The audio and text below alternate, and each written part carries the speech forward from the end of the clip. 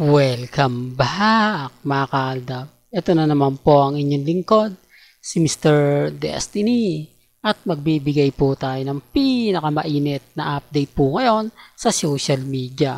Siyempre, ang topic nga po natin ang katapusan ng Sarsuela. Di po ba? Marami din nagsasabi, Mr. Destiny, finally, na-reveal na rin at nararamdaman na rin natin na tapos na nga po ang Sarsuela dahil sa mga pinapakita ngayon ni Mengay, yung pag-alis niya sa Itbulaga, pagpunta niya sa ibang bansa at pag hindi o yung pagsama o pag hindi ano ba yan, pagsama kay Congressman Arjo sa mga mabibigat na kumbaga kailangan talaga ang kapartner sa buhay. Pero sabi ko nga po mga kaldab, talagang kumbaga kung ano lang naman po yung nababasa natin, nakikita, yun lang naman po yung ina-update natin, di po ba? Kaya lang affected sila sa mga mami, sa mga tita, sa mga senior na kumbaga nadidismaya sa mga ina-update ni Mr. Destiny kasi parang sinasabi ko nga po raw na totoo ang relasyon nila Mengay at ni Congressman Arjo sa mga ina-update ko. Hindi po, number one Aldab Nation pa rin po tayo. Alam ko naman po na hindi kayo naniniwala sa kasal serye nilang dalawa. Bagamat maraming issue, kailangan ko lang po ito i-update. Di po ba? Para lang po ito sa mga taong nagtataka, nagtatanong, nagdududa. At update na rin po sa Aldab Nation kung ano nga po ba talaga yung nangyayari sa relasyon kuno, hindi po ba? Kasi yung iba rin nagtatanong sa atin, Mr. Destiny, totoo bang kasal si Arjo o hindi? Hindi po ba? Para dito pa lang makiklear nyo na, malalaman nyo na. Hindi po ba? Kasi nga po, yung karamihan na nagtatanong, kahit pa paano nasasagot natin, hindi man literal, hindi man masasabi na direct to the point, pero mapapaisip naman po sila. Hindi po ba? Gaya nga po ngayon na, kumbaga talagang magtataka sila, bakit nga naman hindi pa sumama si Mengay sa relief goods na pinapamahagi ni Congressman Arjo sa District 1 ng Quezon City. Para dun nga lang daw po ma-formality, kumbaga ma-formal na kumbaga nasa likod pa rin niya si Mengay. Hindi po ba? Ang masakit pa po nito, mas kumalat pa po yung video na naglalaro po ng baraha si Mengay kasama nga po ang TBJ na kung saan dapat umalis na siya, dapat kumbaga sumunod na siya, di po ba? Wala naman, ito nga po yung sinasabi ng ibang mga netizen. Wala naman daw pong gagawin sa bahay si Maine. Una sa lahat, wala po siyang anak. Pangalawa, hindi naman po siya magluluto. Di po ba? Dahil meron naman po silang kumbaga katulong na mag-aasikaso. Di po ba sino nga lang daw po yung sumunod siya kay Congressman Arjo na mamigay ng mga relief. Gaya nga po ng mainit-init na kapapasok lang na biruin nyo nag-repack po ng mga relief goods sina Marian Rivera, Dingdong Dantes at mga ilang celebrity na kasamaan din po ni Alden Richards sa GMA Network. At ganun din naman po sa TV5. Pero bakit po si Mengay hindi nga po daw nagpakita man lang ng kahit masasabi natin na kumbaga yung effort, di po ba? O gasino lang naman po na sige, sasamahan ko na yan si Congressman pero hindi gaano ako magtatagal dahil kumbaga busy. O di po ba kahit sabihin natin na isang pack lang ng relief goods na maibigay ni Mengay, okay na, di po ba?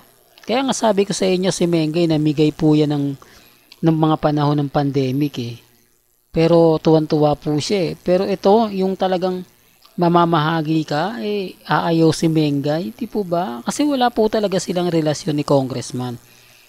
Kaya nga po hindi na siya pinaalis. Di po ba?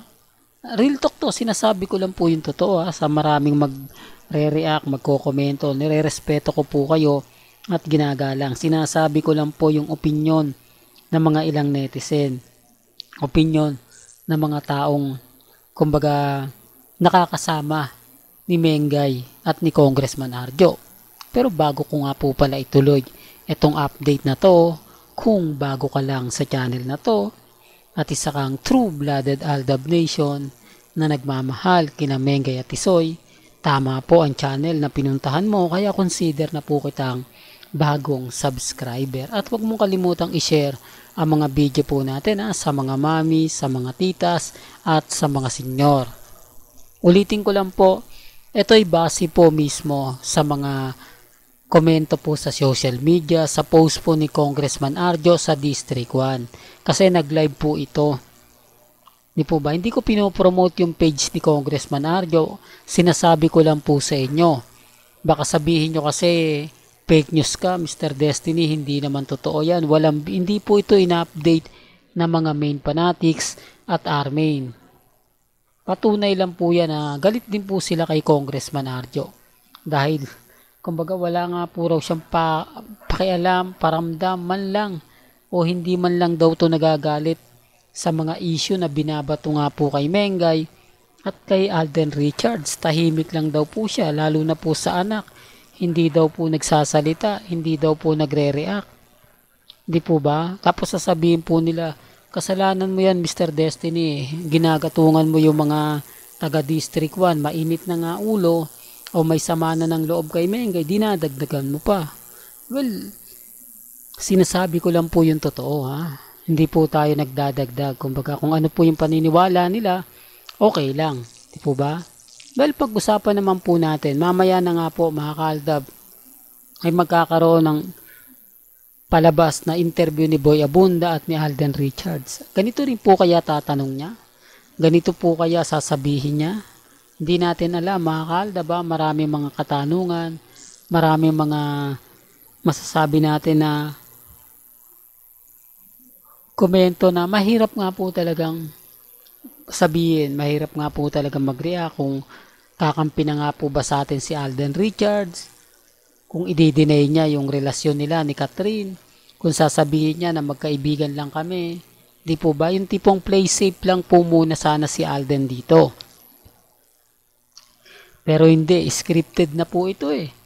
Kumbaga, inihintay na lang tong ipalabas, natapos na tong video na to, na-tape na lang po ito, na kapag pinanood mo, talagang pwedeng baguhin, di po ba? Pwedeng palitan yung mga tanong, di po ba? Iba po kasi talaga yung live. Alam nyo, mas maganda pa nga po yung live eh. Kasi si Alden napapaisip bago sumagot. Kumbaga, hindi siya agad-agad sumasagot, hindi agad-agad siya nagre-react. Ito, sigurado to, mabilis sa mga sagot din to eh. Yung tipong cut mo na, hindi pwede nating ilabas yan. Ay po ba? Yan po yung, kumbaga, hindi talaga okay. Di po ba na kapag may mga ganyang update, may mga ganyang ganap, talaga naman pong mapapaisip ka rin. Di po ba? Real talk to mga kaaldab. Kaya sabi ko sa inyo, maging relax lang po kayo. Maging kalmado at kampante. Sa dami ng mga nagaganap at nangyayari, sa dami ng mga kumbaga kumakalat ngayon na hindi talaga maganda, pabor na pabor sa Aldab Nation at kinahanapan nila ng sagot si Congressman Arjo kung ano nga po ba talaga o kumbaga kung talagang wala na silang relasyon ni Mengay, di po ba? Dahil ang dami talagang lapses na nakukuha ngayon ang Aldab Nation na pumapabor po talaga sa atin. Di po, real talk to mga kaaldab, marami po talaga. Kaya lang, syempre yung iba hindi na nagre-react. Kasi alam po nila na totoo naman po yung sinasabi ni Mr. Destiny. Gaya nga po ngayon, malapit na nga po yung kasal serye nila. Dalawang araw na lang o isang araw na lang, anniversary na. Pero may paramdam po ba? May sinasabing ganito ganyan?